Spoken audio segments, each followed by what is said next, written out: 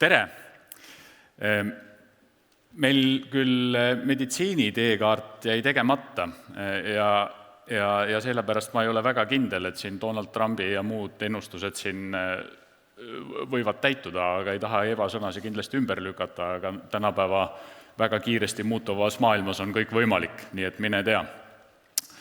Aga tõesti, tere tulemast Elevant toas konverentsile. Eile, võib-olla ka täna, need väliskülalised, kes meile siia Tallinnasse saabusid, nii mõnelgi oli Eesti piirivalvurile selgitamist, et tiigrid kutsusid Elevandi konverentsile, et mis asi see täpselt on. Ja siis mõndagi küsitleti natukene põhjalikumalt, aga õnneks kõik laabus hästi ja meie külalised on kõik siin. Tere tulemast! Nii et lõpp hea kõik ja. Aga minu asi on nüüd see õunasüda siin natukene lahti harutada ja ma hakkan seda siit seemnetest tegema. Ehk siis võtan need seemned siin ükshaaval lahti, aga enne kui ma sinna lähen, ma räägin natukene nendest aluspõhimõtetest, kuidas me teekaarte oleme kokku pannud.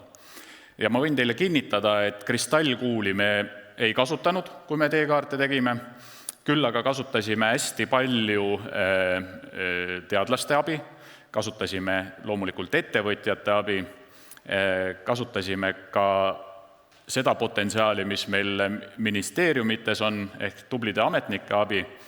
See oli muidugi ka väike kavalus, et kui me ametnikud punti võtame, et siis nad hiljem ei vaidle meile vastu. Ja nii mõnelgi korral niiviisi on läinud. Aga need põhimõtted siis, millest me lähtusime, et kuidas need teekaardid kokku on saadud, on siis võib-olla üks kõige tähtsamaid asju on see, et kui riiklikud arengukavad pannakse kokku tavaliselt niiviisi, et ministeeriumite kabinettides mõeldakse välja siis mingisugused ettepanekud, mingisugune visioon tekib seal, siis mõnikord koputatakse see arengukava ka Riigikogus ära ja siis tullakse selle dokumendiga ettevõtjate juurde ja öeldakse, et kuulge, näeme, siin mõtlesime ühe vahva asja välja ja teie nüüd viige see ellu. Siis meie teekaardid on täpselt vastupidi. Et kõigepealt mõtlesid ettevõtjad, et kuidas võiks olla. Ja need teekaardid on eelkõige sektoritele endile ehk ettevõtjatele endile, sest et veel kord tagasi tulles 20. aasta juurde valitses üsna suur segadus. Ega me täpselt ei teadnud, kuhu me liigume, missugune selle rohepöörde kaugem eesmärk võiks olla ja kuidas neid eesmärke saavutada. Võib-olla isegi eesmärgid olid selged, aga kuidas neid asju teha ja sellepärast need teekaardid ausalt öeldes välja ka mõeldi, ehk siis sektoritele endile. Ehk siis ettevõtjad ise tahtsid selgust saada, kuhu tasuks investeerida, missugused investeeringud tasuks tegemata jätta. Ja sealt koorusid edasi juba välja ka tegelikult ettepanekud siis riigile ja ühiskonnale laiemalt, sest et ei maksa ära unustada muidugi, et riik oleme ka meie, et ei maksa mõelda niiviisi, et riik on näinud seal kas Toompeal või siis Stenbocki majas, et riik oleme ikka meie. Ja see võib-olla on üks kõige tähtsamaid erinevusi sellistest riiklikest arengukavadest. Alati kõikides teekaartides me võtsime eesmärgiks selle, et proovime niiviisi teha nendes sektorites, kuhu me teekaartid tegime, siis, et seal oleks kindlasti minimaalne loodusmõju. Ja me tegime seda isegi nii, et kui riik koos Euroopa Liiduga on võtnud teatavasti eesmärgiks 2050. aastaks muuta majandus süsinikuneutraalseks, siis oma esimest teekaarti, kui me kokku hakkasime panema, me nägime, et ettevõtjad soovivad ja saavad teha paremini ja saavad teha kiiremini kui 2050. aasta. Ja kõikide teekaartide eesmärgiks ongi võetud see, et kõik sektorid võiksid 2040. aastal olla juba süsinikuneutraalsed. Loomulikult põhineb selline eesmärk teatud eeldustel, need eeldused on kõikides teekaartides loomulikult kirjas. Ja ega ausalt öeldes muidugi loodusel nüüd väga suurt vahet ei ole, kas me jõuame süsiniku neutraalsuseni 2050. või 2040. aastal. Me oleme mitusada aastat CO2 atmosfääri paisanud, me oleme kliimat soojendanud, et kas nüüd 10 aastat varem või hiljem sinna jõuame, ei ole võib-olla väga oluline, aga oluline on see, et jällegi 20. aastal, kui me hakkasime teekaarti tegema, et siis oli suur vahe, kas eesmärk on sul 30 aasta pärast või on ta 20 aasta pärast, see on suur vahe. Inimene tunnetab palju paremini seda, mis on lähemal, kui seda, mis on kaugemal. 30 aasta tagune eesmärk on suhteliselt ähmane. Ja riiklikud arengukavad tavaliselt sellised olidki, et teeme 2045. aastani asju niiviisi, nagu me siiamaani oleme teinud, ja siis 5 aastaga teeme kõik asjad ära ja ongi 2050. aastal kõik korras. Meie teekaardid on natukene teistmoodi üles ehitatud. Ehk siis on määratletud alguspunkt, on määratletud 2040. aasta ja siis teekond, kuidas me mingisugusesse kindlasse või kuidas me seda teekonda siis läbime, mida me peame tegema, et järgmine aasta siis, või näiteks mida me peame 26. aastal tegema, et 28. aastal sünniksid mingisugused asjad. Me oleme hästi palju koostööd teinud. Eva vist juba mainis, et meil on siin 100 inimesi olnud hõivatud teekaartide tegemisega nii ülikoolidest, riigist endast, riigi siis asutustest, ettevõtjate hulgast, kui ka siis on olnud väga konkreetsed tiimid, kes on neid teekaarte teinud. Oleme üritanud vältida dubleerimist, loomulikult andme- ja teaduspõhisus on väga olulised meie teekaartides ja igal pool me oleme väärtustanud ringmajandust. Aga nüüd täpsemalt, ja veel kord, vabandust, ka see, et me oleme alati arvestanud ka nende eesmärkidega, mida Eesti ja Euroopa Liit on muidugi teinud, et me lati alt siis läbi ei jookseks. Aga nagu ma ütlesin, me pigem suudame paremini teha. Aga nüüd võttes need seemned siin ükshaaval ette, siis energiateekaart on meil sellel aastal ilmus juba 3. väljalase ja esimese me tegime 21. aastal, sai väga hea, aga 22. aastal eskaleerus sõda Ukrainas. Me vaatasime, et pagan, et need eesmärgid, mida me seadnud oleme, on ju tegelikult päris head, et see teekond ka on nagu päris hea, ainult see tempo, mida me esimest korda valisime, ei kõlvanud enam 22. aastal. Ma tuletan meelde, 22. aastal oli meil ka COVID-i järgne aeg, meil oli Ukrainas hakkas sõda, eskaleerus, gaasikraanid keerati kinni, midagi oli vaja kiiresti ette võtta.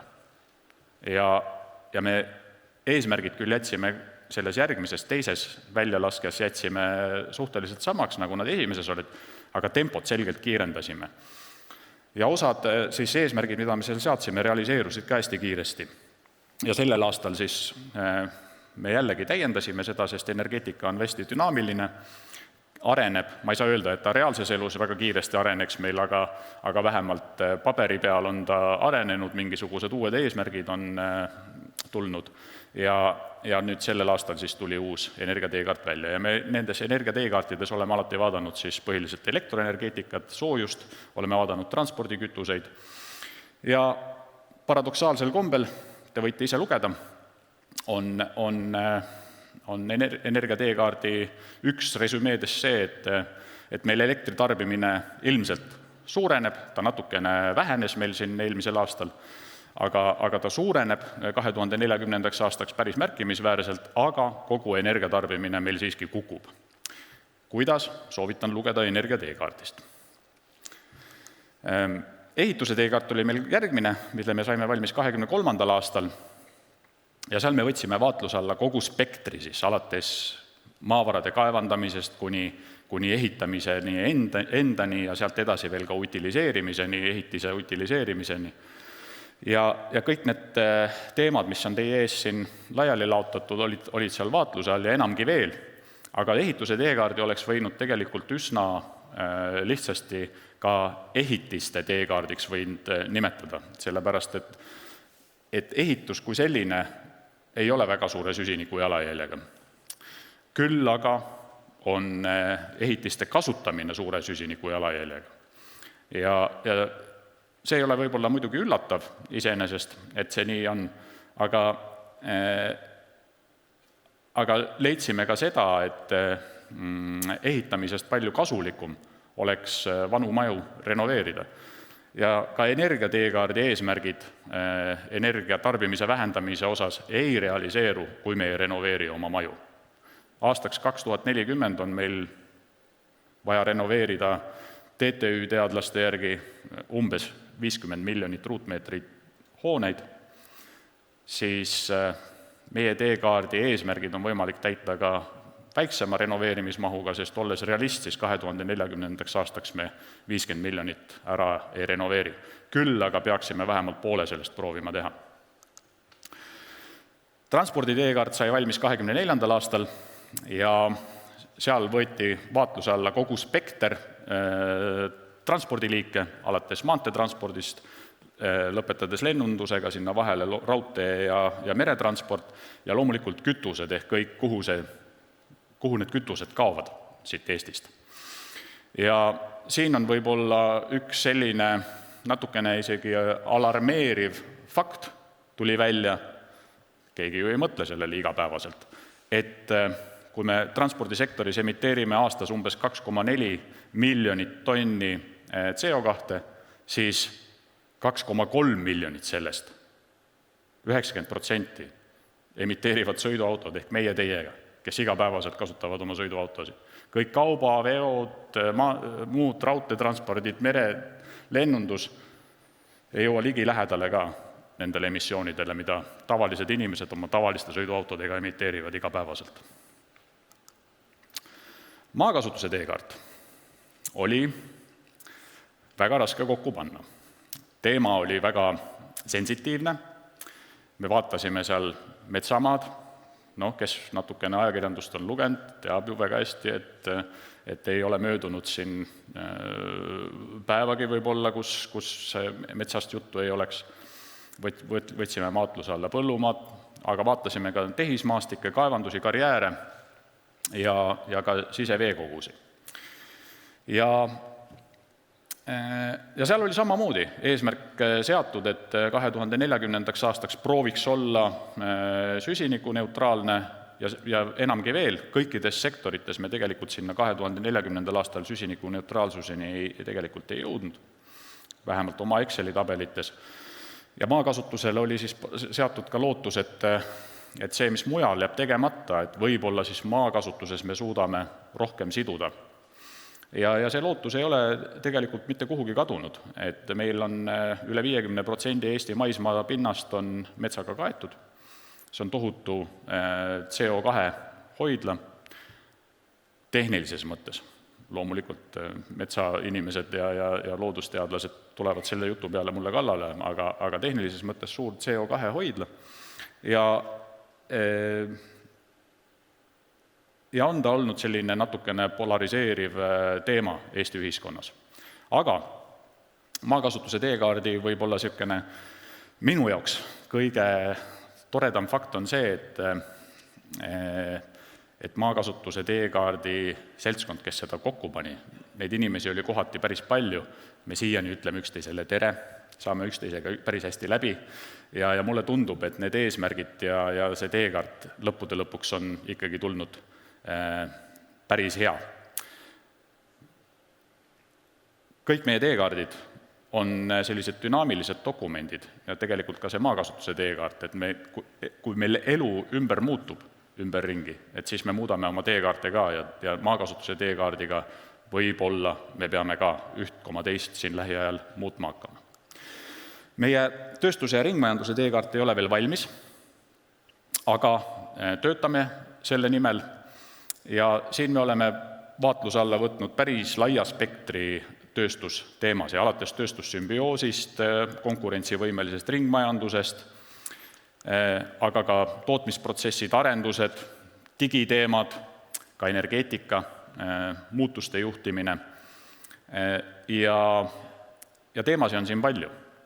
Et siit on võib-olla, teemasid on siin tõesti palju, raske on midagi eraldi välja tuua, aga ka see ei ole üllatav, et meil tihtipeale bürokraatia Eestis tapab selliseid häid algatusi, et siis tööstuse ringmajanduse teekaardi puhul tuli ka näiteks välja, et tööstussümbioosi mingis sektoris, ma toon ühe näite näiteks, et kui on suur tehas, kus jääb soojust üle, siis on seda keeruline kuskile soojusvõrku ära anda, sellepärast, et siis see soojuse äraandja peaks olema soojusettevõtja, ta peaks minema Konkurentsiametisse, ennast seal kirja panema ja kõikidele nendele üsna keerulistele regulatsioonidele vastama hakkama, mis siis soojusettevõtjad, milleks ta on kohustatud. Ja kõik need teemad kanaliseeruvad kokku meil peateekaarti ja visiooni, nii et sellest saab juba rääkida minust järgnevad esinejad, aga ma ütleksin nii palju, et riik on päris palju neid teekaarte endale eeskujuks võtnud ja kui te praegugi kliimaseadust vaatate või seda, mis praegu Riigikogus on, siis ka sinna tulevad teekaardid juurde ja tulevad üsna sarnastel põhimõtetel, nagu meie teekaardid loodud on. Aga sellise initsiatiivi eest võib ju riiki ainult kiita ja Kliimaministeeriumit. Aga mina tänan teid ja soovin edukat ja head konverentsi jätku. Aitäh!